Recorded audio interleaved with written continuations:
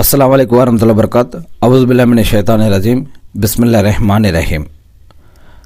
శాపగ్రస్తుడైన సైతాన్ బారి నుంచి సృష్టికర్త అయిన అల్లాహ్ యొక్క రక్షణని, అల్లాహ్ యొక్క సహాయాన్ని వేడుకుంటున్నాను. ఆమీన్. దైవ ప్రవక్తలు తమపై అవతరిస్తున్నటువంటి దైవ సందేశాన్ని దాచిపెడతారా? ఈ యొక్క ప్రశ్నకు సమాధానం తెలుసుకునే ముందుగా అమ్మ ఆయిషా రజల్లా గారి జీవిత చరిత్ర గురించి మనం తెలుసుకుంటూ ఉన్నాము. ఈమె ప్రవక్త ముహమ్మద్ సల్లల్లాహు అలైహి వసల్లం గారి యొక్క సత్యమణుల్లో ఒకరు. ఈమె పైన అల్లాహ్ శాంతి సేవకులు కురిపించుగాక. ఆమీన్.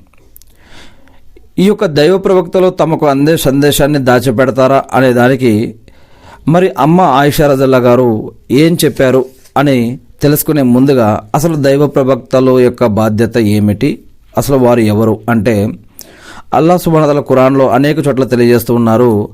వారు కూడా మానవులే, వారు కూడా అన్నం తినేవారు, వారికి కూడా పుట్టుక చావు అనేది ఉంటుంది, వారికి కూడా ఆకలి వేస్తుంది, వారు కూడా నిద్రపోయేవారు, వారు కూడా పని చేసుకునేవారు, అదేవిధంగా వారికి కూడా ప్రాణం అనేది ఉంటుంది.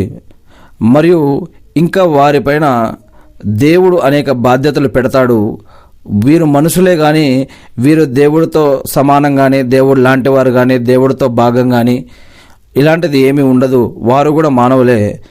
కాకపోతే వారికి ఒక పదవిని దేవుడు ఇస్తాడు. అది ఏమిటంటే ప్రవక్త పదవి.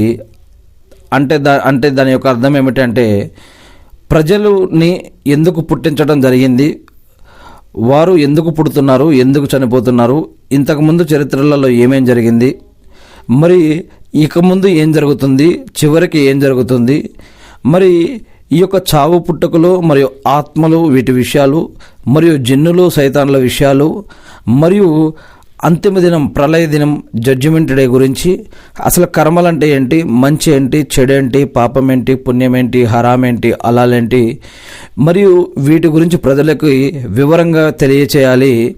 చెడు మార్గంలో పోతే నరకానికి పోతారు అని, నరకం అనేది ఉంది అని, మంచి మార్గంలోకి వెళ్తే మరి స్వర్గానికి వెళ్తారు, స్వర్గం అనేది ఉంది అని, ఆ స్వర్గం ఎలా ఉంటుంది, ఆ నరకాలు ఎలా ఉంటాయి, ఎటువంటి వారు దాంట్లోకి వెళ్తారు, మరి స్వర్గంలోకి వెళ్ళాలంటే ఈ ప్రపంచంలో జీవించి ఉన్నప్పుడు ఎలా జీవించాలి, నరకంలోకి వెళ్ళేవారు ఈ యొక్క ప్రపంచంలో ఎలా జీవిస్తే వాళ్ళు నరకంలో వేయబడతారు, మరి దాని నుంచి రక్షించబడాలంటే ఏం చేయాలి, ఇలాంటి అనేక విషయాలు దేవుడు ప్రవక్తల ద్వారా మానవులకి తెలియజేస్తాడు.